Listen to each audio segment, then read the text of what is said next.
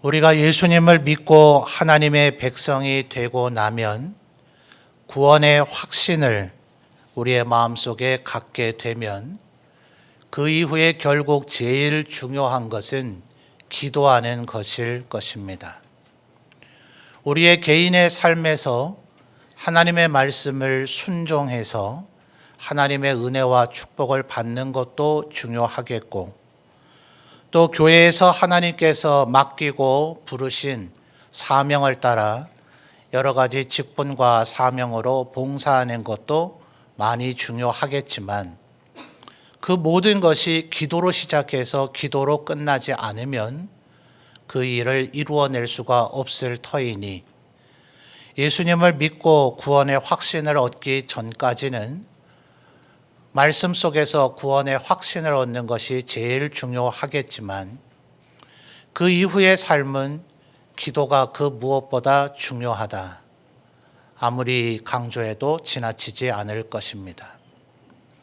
그런데 문제는 기도를 해야 된다, 기도하면 된다 라는 것을 알고 있는 것과 실제로 기도를 하는 것에는 조금 차이가 있더라 하는 거죠. 기도를 해야 된다, 또 혹은 기도하면 된다, 우리의 모든 문제가 해결되고 하나님의 은혜를 누릴 수 있다는 것을 구원의 확신이 있는, 믿음이 있는 사람이 모르는 사람이 어디 있겠습니까? 그러나 우리의 삶이 때로 분주하고 고단하고, 또 때로는 시험이 들고 우리의 삶에 환난과 풍파가 닥쳐오면 우리는 기도를 놓칠 때도 있지 않는가? 오늘 예수님은 기도에 대해서 뭐라 말씀하시고 또 이분은 어떻게 살으셨는가를 한번 확인해 보고자 합니다. 또 우리의 기도의 내용은 주로 어떤 것으로 가득 차 있습니까? 아무래도 우리의 삶에 언제나 해결해야 될 문제들이 많이 있지 않아요? 삶의 무게가 무겁기도 하고, 때때로 우리의 삶에 엄습해오는 나 자신이나 우리의 가족들의 건강에 심각한 위협이 다가오기도 하고, 또 문제 하나를 해결했는가 싶으면 언제 그랬냐는 듯이 끊임없이 마치 바닷가에 파도가 치듯 수많은 문제들이 우리의 삶에 다가오게 되니 그 문제들을 해결하기 위한 기도가 우리의 마음 중심을 차지할 수밖에 없지 않느냐 하는 것입니다. 오늘 우리가 읽은 마태복음 6장 10절은 9절에서부터 13절까지 그 유명한 주기도문이죠. 예수님, 주님께서 가르쳐 주신 기도다. 그래서 주님이 가르쳐 준 기도, 주기도라고 표현하기도 하고, 문장으로 되어 있다는 뜻을 더 보강해서 주기도문이라고도 부르는 바로 그것입니다. 그런데 여러분이 너무나 익숙히 알고 계시겠습니다만 9절에서부터 13절까지의 내용을 살펴보면 우리의 삶의 문제를 해결하기 위한 기도를 하라, 그런 내용은 하나도 없지 않습니까? 9절의 시작이 그러므로 너희는 이렇게 기도하라. 주님께서 어떻게 기도해야 됩니까? 주님, 우리에게 기도를 가르쳐 주십시오 라는 질문에 대한 대답이기도 하시지만 동시에 주님의 명령이자 선언인데, 이 기도의 내용 속에서는 우리가 흔히 하는 우리의 기도의 내용은 담겨 있지 않더라 하는 거죠. 오히려 그것은 6장 33절에서 이 기도를 가르치시고 나서 너희는 이방인들처럼 중언부언하지도 말 것이고 무엇을 먹을까 무엇을 입을까에 대해서도 기도하지 말라. 그건 이방인들이나 그렇게 하는 것이다. 공중에 나는 새를 봐라, 들에 핀 백합화를 봐라. 하나님께서 알아서 먹이고 입히시지 않더냐라고 얘기하시면서 6장 33절에 이런 선언을 하셨죠. 우리 성도님들 다시 한번 읽어볼까요? 6장 33절입니다. 읽어주십시오. 시작.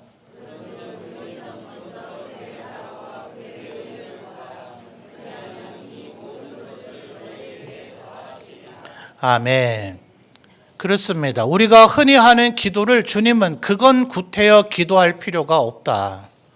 하나님의 나라와 하나님의 의만 구하라. 하나님의 나라와 하나님의 의만 추구하라. 하나님의 나라와 하나님의 의가 이 땅에 충만하면 너희들이 아쉬워하고 괴로워하고 힘들어하는 그 모든 기도의 제목은 자연스레 다 이루어지게 될 것이다 라고 가르쳐 주신 셈인 거죠. 주기도문의 내용 흔히 6문장으로 되어져 있다라고들 표현을 하는데 각 문장이 다 중요하고 심오한 의미를 담고 있습니다만 보기에 따라서는 오늘 우리가 읽은 10절 하반절의 내용에 모든 기도의 내용이 논리적으로 걸려 있다 해도 과언이 아닐 것입니다. 예수님은 뭘 위해서 기도하라고 하셨습니까? 하나님의 뜻이 하늘에서 이루어진 것처럼 이 땅에서도 이루어지이다. 하나님의 뜻이 이루어지이다. 뜻이 이루어지이다. 하나님의 뜻이 이루어지게 하옵소서. 이 땅, 이 세상 사람들 막연한 그 어떤 누구가 아니라 나에게 하나님의 뜻이 이루어지게 하옵소서. 내 생각 속에, 내 마음 속에, 내 삶 속에, 내 행동 속에 하나님의 뜻이 이루어지게 하옵소서 라고 기도하라고 명령하신 셈입니다. 하나님의 뜻이 내게서 이루어질 때 바로 주님이 기도하라는 첫 문장이 이루어지는 거죠. 하나님의 뜻이 내게서 이루어질 때 하늘에 계신 우리 아버지의 이름이 거룩히 여김을 받는 영광 받게 되는 것입니다. 우리의 마음속에 우리의 삶 속에서 하나님의 뜻이 이루어질 때 바로 그곳에 하나님의 나라가 임하는 거죠. 하나님의 나라가 어디에 있는가, 언제 임하는가, 이것은 사도들, 제자들뿐 아니라 당시의 모든 유대인들에게 아주 깊은 관심사였습니다. 세례 요한도 예수님도 회개하라, 천국, 하나님의 나라가 가까이 왔다라고 제1성으로 말씀을 하시지 않았습니까? 그러니 제자들이 물었어요. 예수님, 하나님의 나라는 어디에 있고 언제 도대체 우리에게 도래하는 겁니까? 하나님의 나라가 가까이 왔다고 제일 먼저 그 말씀부터 하시지 않았습니까? 라고 여쭈니 예수님은 하나님의 나라는 여기 있다 저기 있다 말할 수 있는 것이 아니라 너희들 가운데에 있다. 너 속에 있다가 아니라 복수인 너희들 가운데에 있다. 하나님의 뜻이 이루어지기를 원하며 하나님의 뜻을 따라 사는 사람들, 그 가운데 하나님의 나라는 이미 임해 있는 것이라고 주님은 설명을 하셨어요. 이어지는 11절 이하의 말씀도 마찬가지죠. 하나님의 뜻이 이루어지는 사람, 내게 일용할 양식은 하나님께서 책임져 주신다라고 믿고 고백하며 사는 사람의 마음속에는 이미 하나님의 뜻이 이루어진 겁니다. 우리에게 죄 지은 사람을 용서해 주는 것, 그것이 하나님의 뜻입니다. 그 어떤 마귀의 유혹에도 넘어지지 않고 시험에 들지 않고 사는 것, 그것이 하나님의 뜻이며 그런 가운데서도 마귀의 유혹에 쓰러지고 넘어졌다면 하나님의 긍휼과 은혜를 구하며 건져주시기를 간절히 기도하는 것, 이 모든 것이 하나님의 뜻이다 하는 거죠. 그러니 주님의 뜻이 이 땅에 이루어지기를 원합니다 라는 기도를 하며 사는 것이 얼마나 중요한 것입니까? 그런데 앞서 말씀드렸듯이 이렇게 기도해야 합니다. 이렇게 기도하는 것이 마땅합니다. 주님께서 이렇게 기도하라고 하셨습니다 라고 얘기할 사람은 얼마나 많겠습니까? 이걸 모르는 사람이 또 누가 있겠어요? 세례받고 믿음이 있어 하나님의 백성 된 사람은 하루에도 몇 번씩 이 주기도문을 암송하지 않겠습니까? 그러니 주님이 이렇게 기도하라고 하셨다라는 것을 모를 사람이 어디 있겠냐고요. 그런데 여러분, 우리의 삶에 그래도 내 마음이 은혜 충만하고 믿음 충만하고 하나님 앞에 열정이 타오르고 하나님 앞에 참 영광 돌리며 살아야지 하는 의욕이 충만할 때는 우리의 기도에 나 개인의 소원을 절제하고 이런 기도를 하는 분들이 우리 가운데 다소 있으려는지 모릅니다. 그러나 우리의 삶의 인생의 풍파, 시험이 격하게 다가올 때, 정말 그 어떤 깊은 수렁과 웅덩이 속에 내가 빠진 것과 같을 때, 온 세상 사람들이 나를 미워하고 적대하는 것 같을 때, 내가 마치 사방으로 우겨쌈을 당한 것처럼 뜻하고 계획하고 추진하는 모든 것들이 다 안 되는 것 같을 때, 내 인생에 소망이 없을 것 같을 때, 그때에도 오직 하나님의 뜻이 이 땅에 이루어지길 바랍니다 라고 기도할 수 있더냐 하는 겁니다. 솔직히 목사로서 고백을 하는 것은 여러분에게 이렇게 기도해야 됩니다. 이게 주님의 우리를 향한 뜻입니다. 이것이 하나님이 가장 기뻐하는 기도입니다 라고 얘기하지만, 저부터도 말씀드린 그런 시험의 파도가 제게 닥쳐오면 내 기도는 어느새 이방인의 기도와 흡사해져 버리지 않았던가. 그저 내 안위와 내 마음의 평안과 내 괴로움을 그저 하나님 앞에 토로하는 것이 내 기도의 중심을 다 차지해 버리지 않았더냐 하는 것입니다. 예수님은 어떠셨을까요? 우리에게 이렇게 기도하라 말씀하시고 그분은 어떻게 기도를 하셨을까 하는 것입니다. 마태복음 26장 42절을 한번 찾아보죠. 마태복음 26장 42절입니다. 앞에 스크린에도 나옵니다만 가급적 성경을 찾아서 한번 같이 읽어보죠. 같은 마태복음 26장 42절입니다. 우리 성도님들 읽어주세요. 시작.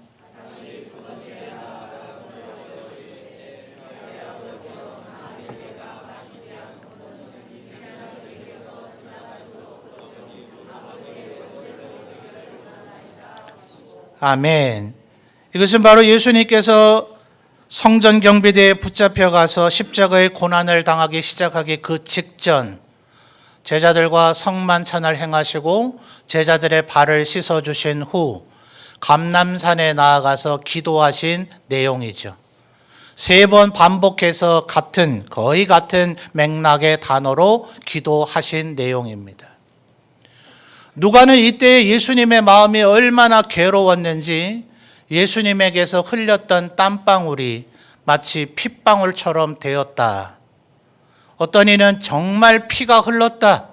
아니 그럴 정도로 괴로웠다는 표현이다 라는 여러 가지 의견들이 있으나, 예수님이 얼마나 내면적으로 괴롭고 스트레스를 받았는지, 근본 하나님의 본체이시지만 우리와 똑같은 인간이신지라 당해야 될 그 고통이 어느 정도인지를 너무나 잘 알고 계신지라 주님은 이렇게 처절하게 기도할 수밖에 없었습니다.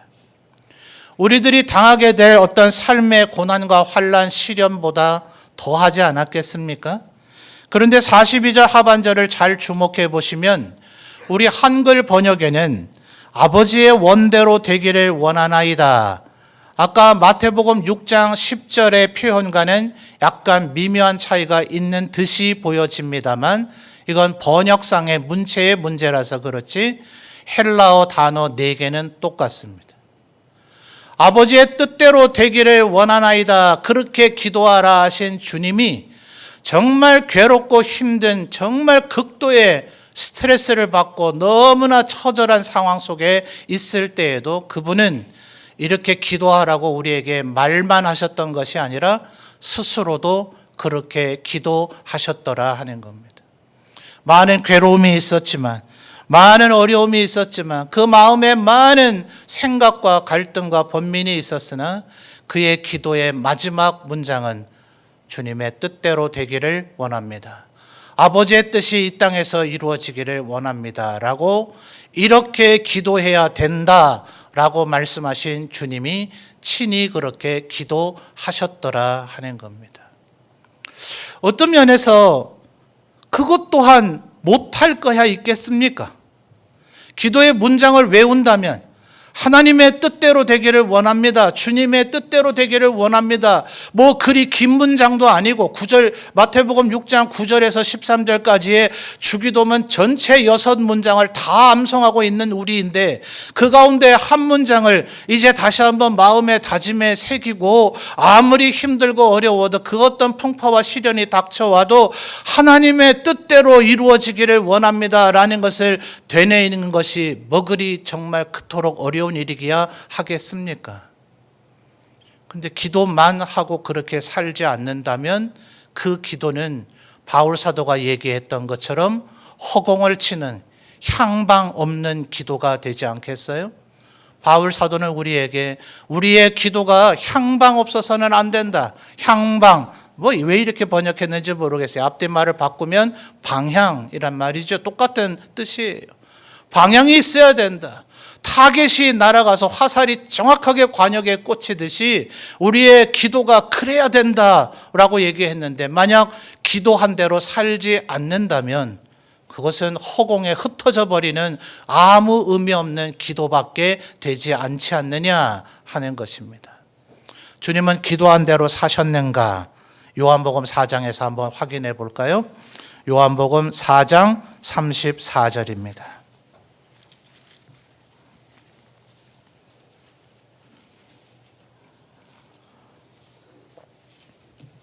요한복음 4장 34절 우리 성도님들 읽어주십시오. 시작.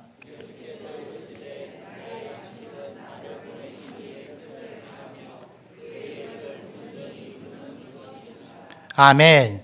요한복음 4장은 그 유명한 예수님께서 사마리아 수가성의 우물가에서 남편이 5이나 있었던 그러나 지금 남편도 남편 같지 않은 그 가련한 여인을 만나는 대목이죠.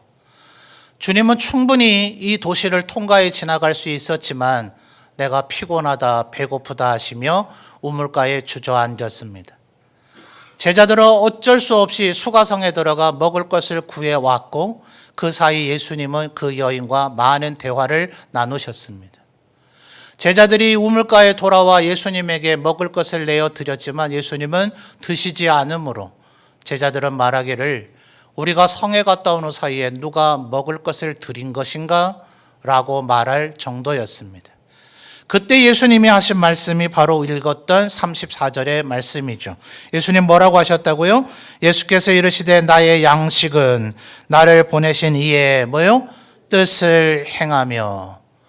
바로 예수님은 하나님의 뜻을 위하여 그 뜻이 이 땅에서 이루어지기를 위하여 기도하라 라고만 얘기하신 것이 아니라 그의 삶 전체가 하나님의 뜻을 이루는 삶이었습니다.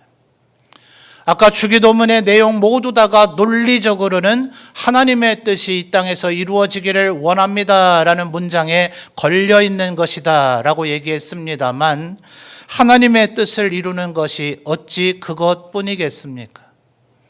주님은 온 인류를 위한 하나님의 어린 양이 되셨고 십자가에 달려 죽으심으로 하나님의 뜻을 이루셨습니다. 그러므로 십자가에 달려 돌아가시며 하셨던 7마디 말씀 가운데 마지막 뭐라 하셨죠? 다 이루었다.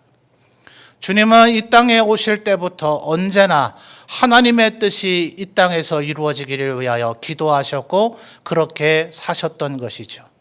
성경 여러 곳에서 하나님의 뜻이 무엇인지를 우리에게 이야기해 주고 있습니다. 이제는 육체의 소욕을 따라 살지 말고 성령의 소욕을 따라 살라. 옛사람을 벗어버리고 새 사람을 입으라. 너희의 삶 전체를 하나님 앞에 드리는 살아있는 산 제물로 드리라. 성령의 열매를 맺으라. 예수 그리스도를 닮아가라. 예수 그리스도의 장성한 분량에 이르기까지 자라가라고 어떤 면에서 성경 전체가 우리를 향한 하나님의 뜻을 드러내 보여주고 있는 것입니다.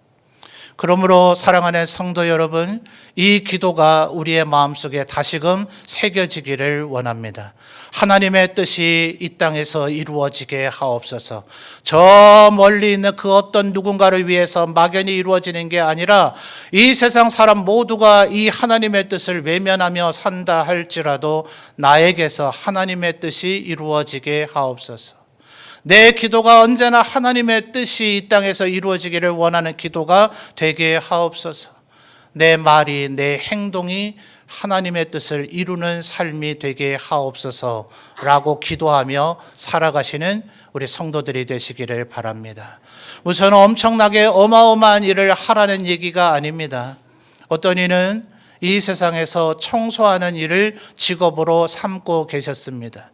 그분이 고백하기를 나는 단순히 쓰레기를 치우고 있는 것이 아니라 하나님이 창조하신 이 지구를 청결하게 하는 것이다. 내 삶에 의미를 부여하는 것, 내가 생활하고 살아가는 삶의 모든 것들이 하나님의 뜻을 이루고 있다는 것을 아는 것, 칼빈 선생이 얘기한 것처럼 코람 데오, 하나님 앞에서 사는 듯이 사는 것, 모든 직업은 하나님이 우리에게 주신 사명이다 여기며 사는 것, 내가 무엇을 행하며 살든 어디에 살든 무엇을 생각하며 살든, 그래서 바울 사도 말하기를 먹든지 마시든지 오직 하나님의 영광을 위하여 하라.